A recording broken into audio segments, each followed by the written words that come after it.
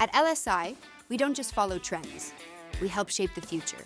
Welcome to Behind the Win, the podcast where we break down the biggest moves in tech, innovation, leadership, and government contracting. Here at LSI, we're bringing you exclusive conversations with the minds behind groundbreaking advancements, disruptive strategies, and industry-defining wins. From retail to tech, defense to government solutions. This is where you get the insights to stay ahead. Let's go behind the win. Welcome back to Behind the Win. We are continuing our discussion with Angie Osguthorpe on why chambers matter. Okay, how does the chamber advocate? And we talked about, a little bit of the advocacy side and stuff too, but how do they advocate for a business in ways that they individually couldn't do? Right? Yes. Like what Yes. can you, and is that because with advocacy, lobbyists, the representatives, or something like that, anything of I want them to know why they want to be a chamber member. Yeah, what for can sure. you guys do for them that they For can't sure. do by themselves? The legislative influence is the first thing that Yep. comes to mind because, and it doesn't matter if you're a chamber member or not, we're going to go to bat for all our businesses. We always say during the session, which is just coming up, Yep. there can be 1,500 bills. First of all, that's hard to wrap our heads around. And then it used to be easier. We would say, if it's not a chamber, if it's not a business issue, we're not going to, tackle it. But these days, every issue affects people, which affects workforce. So it's getting bigger. Yep. So definitely we represent them in that way, right? We also have resources, and we're trying to build this up more. Resources for our smaller businesses that say, hey, if you want to get a license, go here. If you want, if in our building on Davis Tech, the BRC, the Business Resource Center, we have all the folks that can come. They can get free counseling, just free, And then there's custom fit that if they have a training in their companies. Yeah, custom fit's amazing. We've used it for lots Yeah. of folks here. If you can get up to 40% off, and the state wants us to train our people. I mean, so it's money that the state offers up, and then our folks literally right outside our office at the chamber, they're the custom fit folks that will help people get training and get all of those things. So there's a lot of those, and the people at the base that we're helping, they don't know probably know that the chamber exists. Some of them, Right. but we're still helping. We're still doing that. So yeah, definitely. I love kind of my motto is that we help people grow professionally and personally, because I think that a lot of it is personal. A lot of it is our own growth. Sure. A lot of it, and you know what? This is the thing that's sometimes lacking is just friendships. It's amazing to me, and especially we have chamber trips, and when people go on a trip together, they are like fast friends. And then I'll find out that they've gone off and gone to dinner or go here or whatever, and I'm like, well, But I love that because those become your friends, Yep. And we all need that friendship. I think now more than ever. More, there's so many reports that we're all just behind our screens in the house, but we need those friendships. Yeah, connections outside the home or work for sure. Well, and I think that you guys do, when you said that, I love it because another event I'd been to, and you guys do a great job of splitting us up from the people we come with. Even though when I walked into Jess, I was like, shit, we can't sit by each other. I was like, ugh. But it was great, right? Because then, but one of them there, she was like, I work, and she was just in different stage of her life, but they had moved here. I would never say her name. I love her dearly. But yeah, she was like, I don't have friends. That was we kind of had to talk about some of that stuff, right? Yeah. But anyways, I thought it was great because it's true. It's just like community and takes the village and, getting everybody together too, for sure.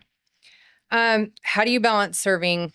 And I gave a little bit of away because I was like, well, this is what you do for me, and I know what you do for them. But how do you balance serving small businesses and then the large employers too? Yeah. And everything in between. Yeah, right. Absolutely. And it's a challenge, especially, if folks have a lack of money and time, right? Mm-hmm. So we try to have different offerings for different businesses, and when I go to talk to maybe a big business, I don't mention certain things because I start out with, our board of governors and our legislation and our women in business and leadership institute. That they would care about. That they would care about. And it's amazing. I will say this, even with our aerospace and even with our multinational companies, a lot of times they're like, we want to support our women. We need legislation. We want Leadership Institute. And they will come that way, even then when they're not necessarily have clients here, which I love that. Our smaller businesses, we might have a ribbon cutting. We'll come to you and help you celebrate, help you get the word out. Who do you need to speak to? So we have our networking group, like I said, if you can take 2 or 4 Wednesdays a month, even 2 Wednesdays, we have our business alliance that has 60 to 80 people attend, and you can have whatever you need. And a lot of times it's they want to sell their ware, so to speak, but they also need, like right now, I need new tires and I need this and I need that. Well, we're going to know people who can do that. Right. So it's a resource both ways, which I love. And so we have, of course, we do have lots of events, our expo and our economic summit that speak to different populations of our membership and of our community. And we can't even, with our staff, I would love to attend every single networking or whatever, but Sure. but I can't even do it. So we don't expect our members to do it, but we do want them pick 1 or 2, 3 things, whatever, 4 or 5, depending how, and then make it consistent so that you can be known there and that you can make a difference and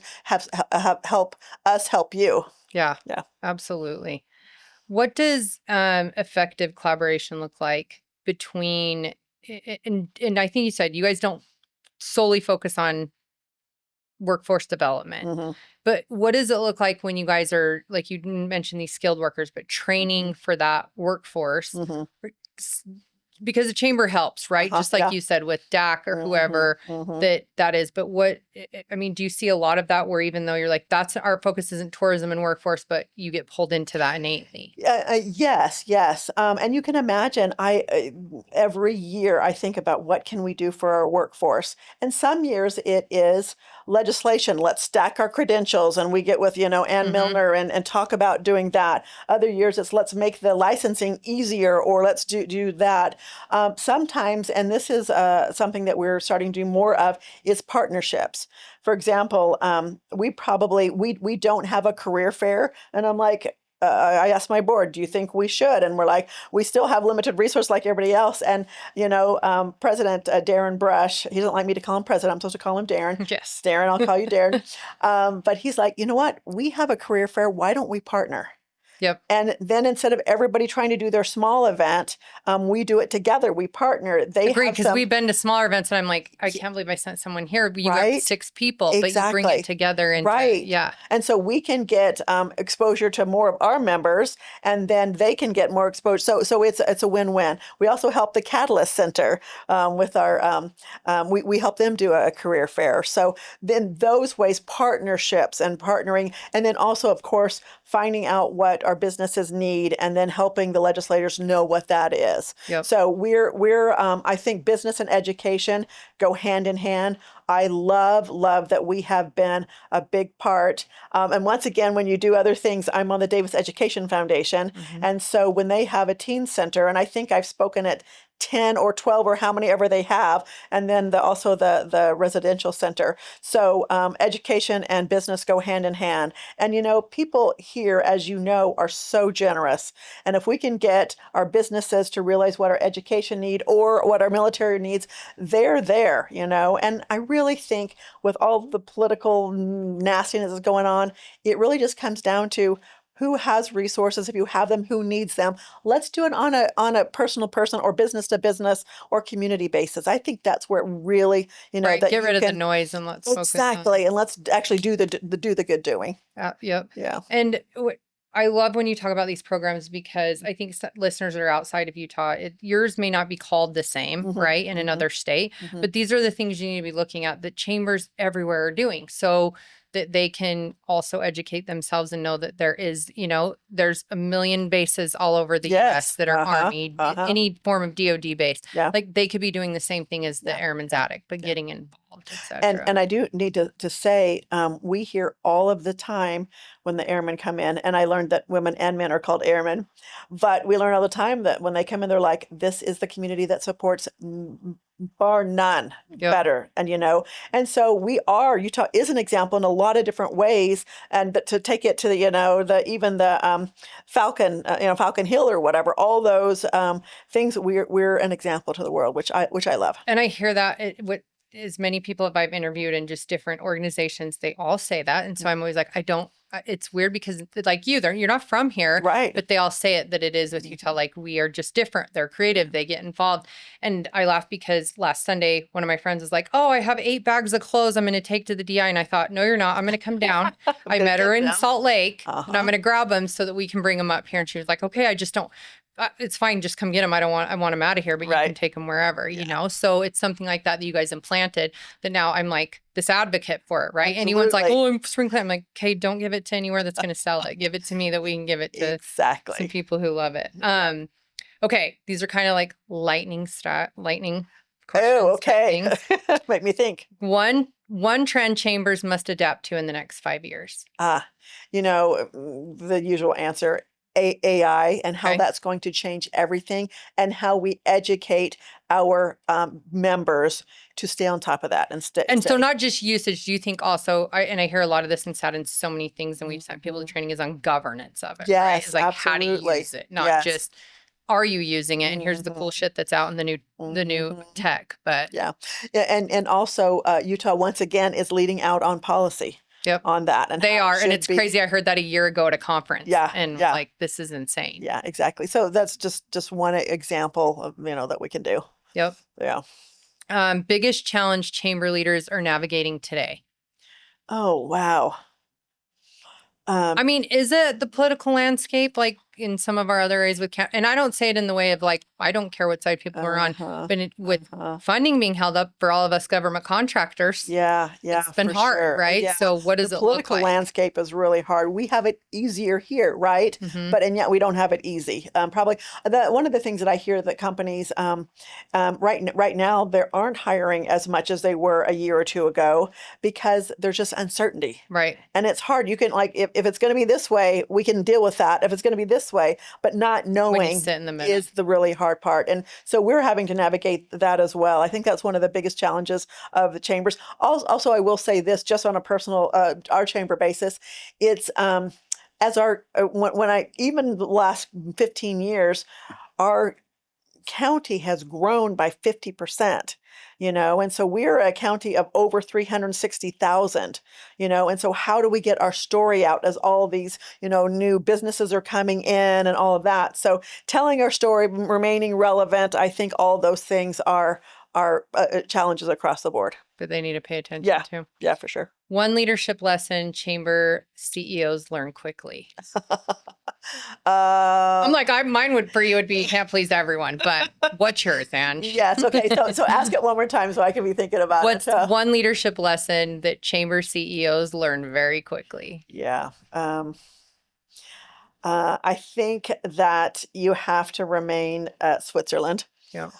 We've had in the past, and not a whole lot, but occasionally a chamber member will come to me and say, how can you, that person should not be speaking, this person, they're going to be in jail soon. And I'm like, until it happens, so, I mean, I know those are as a silly example, but you have to be Switzerland. You have to let, people sometimes do their thing and you just let businesses work through their own issues sometimes, Isn't it crazy that when you say that, the more that I hear is we have to we have to innately be like, expect good from people. Yes. That's something someone has to learn, right? Like you're saying that they're innocent, until proven guilty, but that we have to think people are doing their best. Yes. Like, why not just and I've talked with HR professionals on here and different folks that it's just like, yes, you have to just believe that they're doing their Yeah. best and they're not out for ill intent. You know what I mean? Exactly.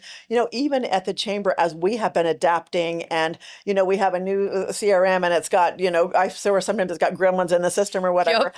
I always tell my staff, we always are looking to improve and grow, but we are not going to step on and criticize the what has gotten us here, right? Yep. Because I really feel like anybody could go into any organization and pick it apart if that's what they want to do, right? But we're there to build each other up, to expect the best, and then to give each other grace, because we're not always all at our best all the time. And if we give each other grace, we can do a lot more good. And I think that's across everything we have going on right now, Yes. whether that's political landscape, Exactly what I was personally, gonna say. professionally. Yeah. Absolutely, because you and I have a good friend that runs a very successful hair salon, and it's always people that work for telling her how to do things. And how about you start your own business? Exactly. You take out the insurance policies and the risk. How about you do all that? And, like not critique the person who is and taking that risk and providing jobs or what have you. Well, because these days, and excuse me how I say this, but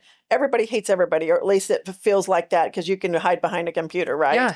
And you can do that if you want to. But as many people as say, do it this way, you're going to have people say, do it this way. Yep. And so, this is the way I've decided to do it. Let's get behind it and let's do it. And if you have a great idea, I'm always open. I always tell my staff, I'm open to anything. Come with respect and positive, and we will make things happen. Come with the solution. Exactly. Right? That Don't too. just come with the complaint. Come with me on how you'd like us to fix.